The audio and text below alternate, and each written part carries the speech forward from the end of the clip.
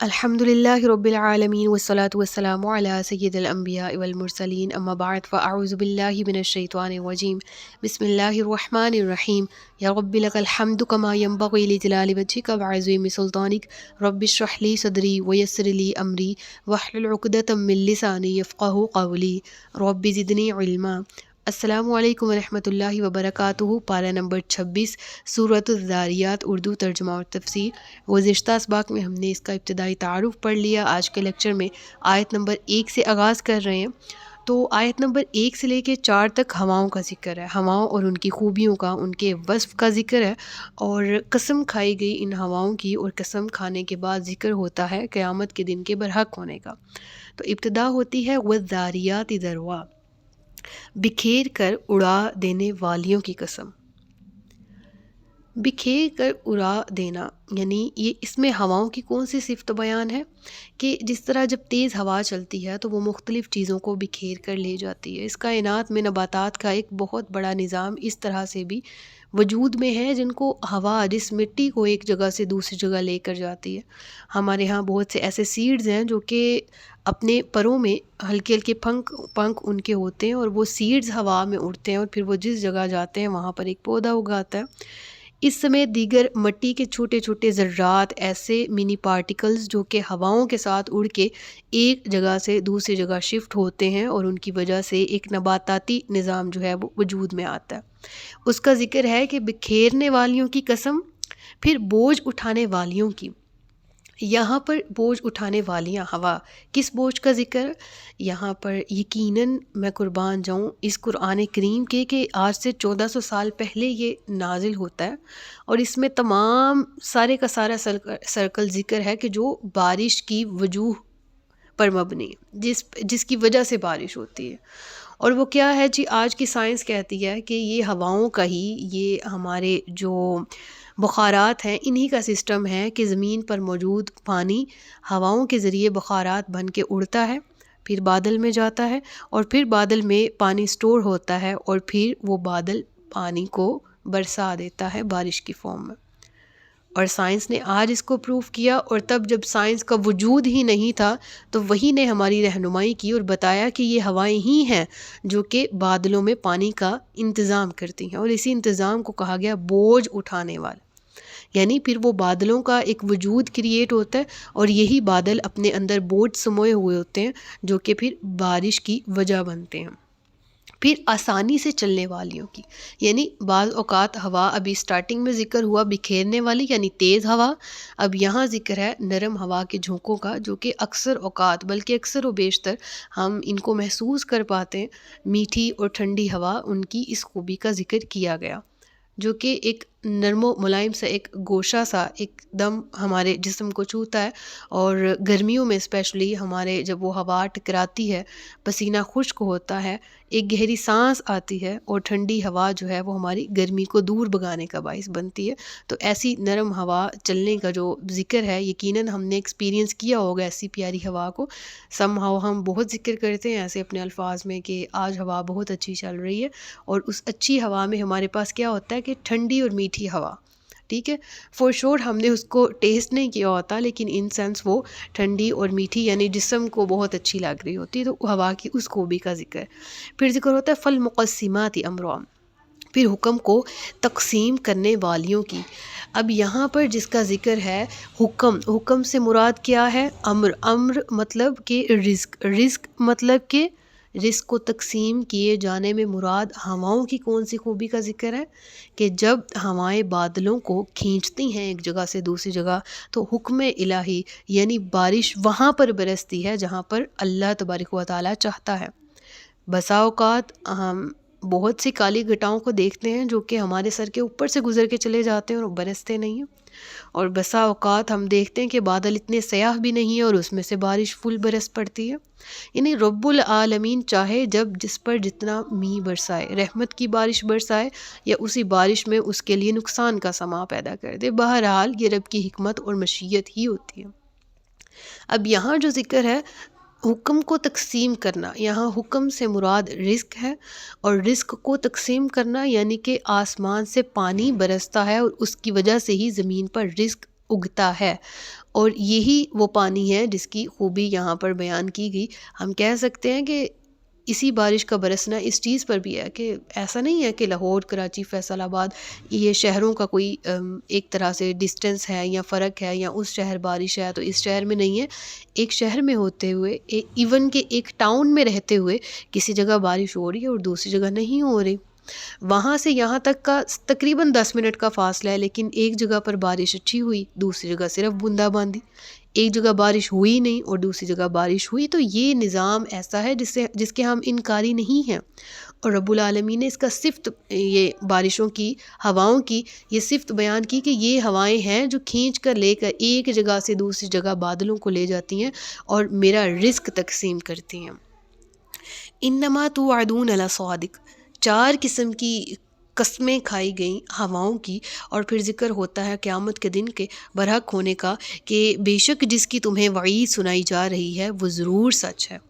یعنی ان تمام چیزوں کو جو اہل عرب ایکسپیرینسڈ کیے ہوئے تھے ان کو بتایا گیا کہ تمہارے ارد گرد یہ جو ہوائیں چل رہی ہیں ان کا خالق بھی اللہ ہے، اور قسم ہے ان ہواؤں کی، یقیناً تم سے جس دن کا وعدہ کیا جا رہا ہے وہ برحق ہے۔ وَإِنَّ الدِّينَ لَوَاقِعٌ، اور بے شک بدلہ دیا جانا ضرور واقع ہونے والا ہے، کیونکہ وہ اس دن کے انکاری تھے، لہٰذا اس طرح سے ان کو تنبیہ کی گئی۔ وَالسَّمَاءِ ذَاتِ الْحُبُكِ، اور راستوں والے آسمان کی قسم۔ اس کا ترجمہ مختلف طرح سے کیا گیا، حبک کے معنی جالیوں کے بھی کیے گئے ہیں، ٹھیک ہے، اور حبک کے آرائش کے بھی کیے گئے ہیں اور راستوں کو بھی، تینوں سینس میں ایک ہی اگر ہم اس کو ایک طرح سے جوڑیں تو آسمان پر جو تارے چمکتے ہیں وہ راستوں کا باعث ہے۔ اور یقیناً ایسا نہیں تھا کہ ہم اس کو پہلے دور سے جوڑیں کہ پہلے دور میں لوگ راستے جو تھے وہ ان کا اندازہ ستاروں سے ناپتے تھے اور اندازہ لگاتے تھے، نہیں، آج کے دور میں اس قدر ترقی کے باوجود جو تمہارا سارے کا سارا کہہ لیں کہ ہمارا نظام سیٹلائٹ پر محیط ہے، ابھی بھی دیکھا جائے تو میں گزشتہ دنوں ایک ریسرچ پڑھ رہی تھی جس میں لکھا تھا کہ ایسا نہیں ہے کہ قرآن کی یہ آیت پرانی پڑ گئی، پہلے دور کے بارے میں ذکر تھا کہ آسمان یا تارے رستہ بتاتے ہیں۔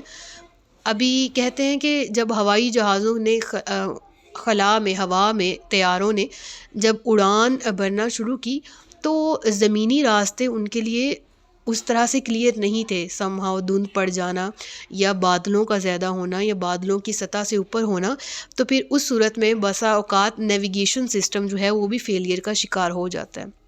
تو اب جدید ذرائع کے مطابق اب کے لوگ جو اپنا رستہ دیکھتے ہیں وہ ستاروں ہی کے ذریعے، اللہ اکبر کبیرہ، یعنی آج کے دور میں انسان پھر وہاں لوٹا جہاں سے اس نے ابتدا کی تھی، یعنی ستاروں کو دیکھتے ہوئے جو ہوائی جہاز ہیں وہ اپنے راستوں کا تعین کرتے ہیں۔ اس سمیت ستاروں کی اور بھی بہت سی خوبیاں ہیں جو گزشتہ بہت سے مقامات پہ میں نے ذکر بھی کی ہیں۔ تو یہاں پر آرائش والے آسمان کی قسم کھائی گئی، ٹھیک ہے، آرائش مطلب کہ جس کو مزین کیا گیا ہو، جس کو سجایا گیا ہو، کس سے؟ ستاروں سے، اور انہی ستاروں کو راستوں سے بھی تشبیہ دی گئی۔ بہرحال تمام امانوں کا جو سر ہے وہ ایک ہی جگہ پر آ کے جڑتا ہے۔ انکم لفی قول مختلف، تم طرح طرح کی بات میں ہو۔ پہلے قسم کھائی گئی آسمان کی، راستوں والے آسمان کی، اور اللہ اکبر، جیسے پہلے ہواؤں کی قسم کھائی نا تو وہ اس دور پہ بھی صادق آتی تھی، آج کے دور میں بھی اور آئندہ آنے والے دور میں بھی، یعنی جب سائنس کا وجود ہی نہیں تھا تب بھی قرآن کہہ رہا ہے کہ جی بادل ایسے پانی برساتے ہیں، ہوائیں ہیں جو یہ سارا کچھ کرتی ہیں۔ پھر سائنس نے پروف بھی کر دیا۔ میں کیوں بار بار سائنس کو درمیان میں لا رہی ہوں؟ کیونکہ ہم میں سے اکثر کو جو ہے نا یہ مسئلہ ہے، مسلمانوں میں سے بھی کچھ کو، اور کہہ لیں معذرت کے ساتھ کچھ کو، میں نے سب کو نہیں کہا، اور غیر مسلموں کو تو ہے ہی، مستشرقین کو اسپیشلی، کہ وہ سائنس کو موازنہ یا مقابلہ کے طور پر لے کر آتے ہیں قرآن کے ساتھ، حالانکہ یہ تو کوئی چیز ہی نہیں ہے قرآن کے آگے۔ بہرحال جو لوگ اس کو حجت مانتے ہیں تو وہ دیکھیں نا، پھر اگر موازنہ کرنا ہی ہے تو ان معاملات میں دیکھو نا کہ آج سے 1400 سال پہلے اللہ تعالیٰ آسمان کو کہہ رہا ہے کہ یہ رستے دکھانے والا ہے، اور آج کے دور میں بھی تم لوٹ کے ادھر ہی جا رہے ہو اتنی ترقی کرنے کے باوجود۔ انکم لفی قول مختلف، اتنی عظیم قسمیں کھائی گئیں وہ جو اس دور پہ بھی صادق آتی تھیں، آج کے دور میں بھی، ہواؤں کی بھی، پھر آسمان کی بھی، اس دور میں بھی، آج کے دور میں بھی، اور پھر ذکر ہوا تم اختلاف والی باتوں میں پڑے ہوئے، آپس میں اختلاف کرتے ہو، تمہاری باتوں میں آپس میں اختلاف ہے، تم قیامت کے دن کے بارے میں شک میں پڑے ہوئے ہو۔ کوئی کچھ کہتا ہے، کوئی کچھ کہتا ہے، تم حقیقت کے انکاری ہو اور تم اعتراف کرنے والوں میں سے نہیں ہو۔ فَقُعَنْ من افک، اس قرآن سے وہی اوندھا کیا جاتا ہے جو اوندھا ہی کر دیا گیا ہو۔ یعنی کہ تم، اللہ رب العالمین نے اتنی بڑی قسمیں ذکر فرمائی، اور پھر ذکر ہوا کہ تم آپس کے اختلاف میں ہو، پھر ذکر ہوا ایسے ہی تم اسی اختلاف میں رہو گے۔ کیوں؟ اس قرآن کو، اس بڑی حجت کو، دلیل کو تمہارے سامنے لا دیا گیا، اور اس کے باوجود تم انکاری ہو۔ تمہارے تو یہی کہہ لیں کہ تمہارا سینہ جو شقاوت کا شکار تھا، اس کا انجام ہی یہ تھا کہ تمہیں اوندھا کیا جانا تھا۔ قرآن تمہارے سامنے بھی آیا، پھر بھی تم اوندھے کر دیے گئے، یعنی تمہارے لیے شقاوت لکھ دی گئی، کیونکہ ہدایت تو یہ اس کے لیے ہے جو ایکسیپٹنس کی کھڑکی کھلی رکھے اور جو قلب سلیم والا ہو۔ تو پھر تم نے اگر شقاوت کو اپنایا تو پھر ہاں، یہ قرآن اس کو اوندھا ہی کر دے، یعنی یہ اس کے لیے، قرآن پاک کے لیے یہ قرآن کریم میں ہی الفاظ موجود ہیں، یضل بہ کثیر و یہدی بہ کثیرا۔ تو ایکسیپٹنس جو جس کے دل میں ہوگی اور جو قلب سلیم والا ہوگا، جو قرآن کو اچھی نیت سے اپنانے کی کوشش کرے گا یا پڑھنے کی، اس کو ضرور اس سے ہدایت ملے گی۔ ورنہ اس قرآن سے اللہ فرماتا ہے کہ وہی اوندھا کیا جاتا ہے جو اوندھا کر ہی دیا گیا۔ پھر اللہ فرماتا ہے قتل الخراصون الذین هم فی غمرۃ ساہون۔ اب یہ اسی پچھلی آیت کے ساتھ جڑ رہا ہے، ٹھیک ہے، اس آیت سے کہ یؤفک عنہ من افک، اس کے ساتھ یہ جڑ رہا ہے کہ جھوٹے اندازے لگانے والے مارے جائیں گے، جو نشے میں بھولے ہوئے پوچھتے ہیں کہ بدلے کا دن کب ہوگا۔ یہ اس دن واقع ہوگا جس دن وہ آگ پر تپائے جائیں گے، یعنی ابھی بھی پوچھتے ہیں کہ وہ دن کب آئے گا، تو جب آگ پر تپائے جاؤ گے تو وہ دن دیکھ لینا۔ ذوقوا فتنتکم ھذا الذی کنتم بہ تستعجلون، اور فرمایا جائے گا اپنا عذاب چکھو، یہ وہی عذاب ہے جس کی تم جلدی مچاتے تھے۔ اللہ اکبر کبیرہ۔ اور پھر متقین کا ذکر ہوا، ہاں کیوں نہیں، قرآن میں جہاں بھی جہنم کا ذکر ہے تو اہل جہنم کو جہاں پر ڈرایا، کہ مطلب انسانوں کو جس طرح سے جہنم کے بارے میں ڈرایا گیا اور اہل جہنم کا ذکر کیا گیا، بالکل اسی طرح سے اہل جنت کو بھی بشارت دی گئی کہ ان المتقین فی جنات وعیون، بے شک پرہیزگار لوگ باغوں اور چشموں میں ہوں گے اپنے رب کی عطائیں لیتے ہوئے، بے شک وہ اس سے پہلے نیکیاں کرنے والے تھے، وہ رات میں کم سویا کرتے تھے۔ نصفہ او انقص منہ قلیلا او زد علیہ ورتل القرآن ترتیلا، سورۃ المزمل کی آیات۔ تو یہاں پر انہی کا اطلاق ہوتا ہے، کانوا قلیلا من اللیل ما یہجعون، وہ رات میں کم سویا کرتے تھے۔ تو جی اس آیت میں دیکھا جائے تو میں اور آپ کہیں گے مبارک ہو، ہم بھی تو رات کو کم سوتے ہیں، 2-3 بجے تک ہم سوشل میڈیا یوز کرتے ہیں، آن لائن چیٹنگ کرتے ہیں، اس کے بعد ہم سوتے ہیں جا کے، اور صبح ہم نے کام پہ بھی جانا ہوتا ہے، پڑھنے بھی جانا ہوتا ہے، تو ہم تو کم سونے والے ہیں شاید، یعنی اس کا مطلب ہے ہم بھی اہل جنت ہیں؟ نہیں بھائی، معذرت کے ساتھ، کم سونے والے کون؟ وہ جو عبادت اور اطاعت کی حالت میں رات گزارتے ہیں۔ وبالاسحار ہم یستغفرون، جو کہ رات کے آخری پہروں میں اٹھ کے بخشش مانگتے ہیں، یعنی راتوں کو جاگیں گے، ٹھیک ہے، راتوں کا کم حصہ سوئیں گے، اور جب جاگیں گے آخری پہروں، دیکھیں اسحار، سحر کا وقت ہوتا ہے رات کا تیسرا حصہ، ٹھیک ہے، اور اس حصے میں یقین کیجئے ایسا سکون ہوتا ہے نا، آپ جاگ کے فیل سب نے کیا ہوگا، ہم نے، جو بھی اس رات کی آنکھ بھی کھل جائے نا سوئے کی، اور ایک دم آنکھ کھلے تو اس وقت ایسا امن سکون، اور ہر طرف سے کہہ لیں کہ ایک اضطرابی کیفیت اگر انسان کی ویسے عام پورا دن بھی ہونا اس وقت نہیں ہوتی، ایسا اس وقت میں اللہ تبارک و تعالیٰ نے، اور یقیناً وہ وقت قبولیت کا بھی ہوتا ہے، ہمیں بہت سے ایسے اقوال ملتے ہیں فضیلت کے اعتبار سے، ٹھیک ہے، تو بہرحال وبالاسحار ہم یستغفرون، وہ جو راتوں کو کم سوتے ہیں اور رات کے تیسرے پہر بخشش مانگتے ہیں رب العالمین سے۔ وفی اموالہم حق للسائل والمحروم، اور ان کے مالوں میں مانگنے والے اور محروم کا حق تھا۔ ہم میں سے کتنے ہیں جو کسی کو اس کا حق سمجھ کے اس کو دیتے ہیں؟ جو ہم سائل کو دیتے ہیں، کیا ہم اس کا حق سمجھ کے دیتے ہیں یا اپنا احسان سمجھ کے دیتے ہیں؟ یقیناً احسان سمجھ کے۔ یقیناً ہم اپنی فیملی میں کوئی مانگنے کے لیے آ جائے سفید پوش، ڈکے چھپے الفاظ میں اپنی غریبی یا اپنی مفلسی کا رونا رو ہی دے آپ کو کچھ سمجھتے ہوئے آپ کے سامنے، آپ اس کو دیتے ہو، اس کی مدد کرتے ہو، اپریشیٹیو، لیکن اس کے بعد کیا ہوتا ہے؟ احسان کرتے ہیں۔ اور اللہ سورۃ البقرہ میں پارہ نمبر 30 تیسرے میں جب لاسٹ آتا ہے نا سورۃ البقرہ کا، وہاں ذکر ہوتا ہے کہ ان کے اموال ضائع ہو گئے، جنہوں نے اپنے اموال کو تم ضائع مت کرو احسان جتاتے ہوئے اور اذیت دیتے ہوئے۔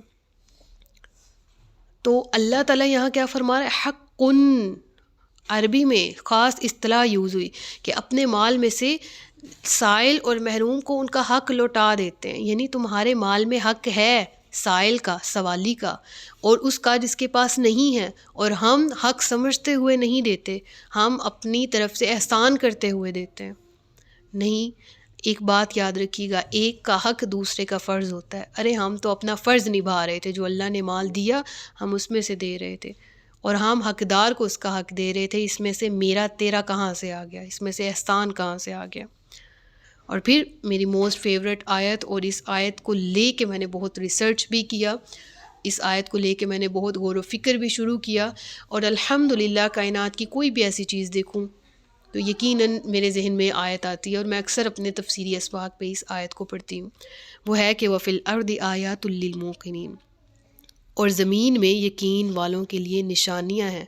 اور اللہ تبارک و تعالیٰ فرماتا ہے وَفِي أَنفُسِكُمْ، اور تمہاری اپنی ذاتوں میں بھی، افلا تبصرون، تو کیا تم دیکھتے نہیں ہو؟ وَفِي السَّمَاءِ رِزْقُكُمْ، ارے دیکھو آسمان میں تمہارا رزق ہے، وَمَا تُوعَدُونَ، وہ جس کا تم سے وعدہ کیا جاتا ہے۔ فَوَرَبِّ السَّمَاءِ وَالْأَرْضِ إِنَّهُ لَحَقٌّ مِثْلَ مَا أَنَّكُمْ تَنطِقُونَ، تو آسمان اور زمین کے رب کی قسم، بے شک یہ حق ہے ویسی ہی زبان میں جو تم بولتے ہو۔ یعنی یہ دنیا اور دنیا میں موجود نعمتیں جو تمہیں دی گئی ہیں یہ برحق ہیں، اور اسی طرح سے قیامت بھی برحق ہے۔ اب یہاں پر ایک حدیث بہت پیاری میں ضرور کوٹ کرنا چاہوں گی کہ رب العالمین کے محبوب صلی اللہ علیہ وآلہ وسلم نے فرمایا کہ اے لوگو، مرنے سے پہلے اللہ کی بارگاہ میں توبہ کر لو۔ پہلی چیز جس کی تلقین کی، ان تمام خوبیوں اور نعمتوں کو سامنے رکھتے ہوئے، موت سے پہلے توبہ۔ دوسرا یہ کہ مصروف ہو جانے سے پہلے کیا ہو، کہ جب زندگی بہت مصروف ہو جائے اس وقت سے پہلے نیک اعمال کر لو، نیک اعمال کرنے میں جلدی کرو، اور ذکر کی کثرت سے اپنے اور اپنے رب عز و جل کے درمیان تعلق پیدا کر لو۔ اسی طرح ظاہری اور پوشیدہ طور پر صدقہ کیا کرو تو تمہیں رزق بھی دیا جائے گا، تمہاری مدد بھی کی جائے گی، اور تمہارے نقصان کی تلافی بھی کی جائے گی۔ وَفِي السَّمَاءِ رِزْقُكُمْ وَمَا تُوعَدُونَ، رزق دینا اللہ کے ذمہ ہے اور اس کا تم سے وعدہ کیا گیا ہے۔ اب تم نے اپنے آپ کو اہل بنانا ہے اس کے کہ اللہ تمہارے رزق میں خوشحال اور بابرکت اضافہ کرے، اور یہ اضافہ اسی صورت میں ممکن ہے جب تم اللہ تبارک و تعالیٰ کے حکم کے تحت اس رزق کو خرچ بھی کرو گے۔ کمانے کا ذریعہ اور کمائی گئی چیز جو ہے وہ تمام چیزیں حلال ہوں، اور ان کو ان مصارف میں خرچ کیا جائے جو ذریعے ہیں وہ بھی حلال ہوں، جو پرسنز ہیں جن کو آپ دیے جا رہے ہیں وہ طریقہ بھی حلال ہو، ٹھیک ہے؟ تو اللہ تبارک و تعالیٰ ہم سب کو حلال رزق کشادہ عطا فرمائے اور اہل جنت میں ہمارا شمار فرمائے۔ صدق اللہ العلی العظیم و صدق رسولہ النبی الکریم۔ سچ فرمایا اللہ نے جو عصمت والا ہے۔ اپنا بہت سا خیال رکھیے گا، مجھے دعا میں یاد رکھیے گا۔ تاجدار ختم نبوت زندہ باد، پاکستان پائندہ باد۔ السلام علیکم ورحمۃ اللہ وبرکاتہ۔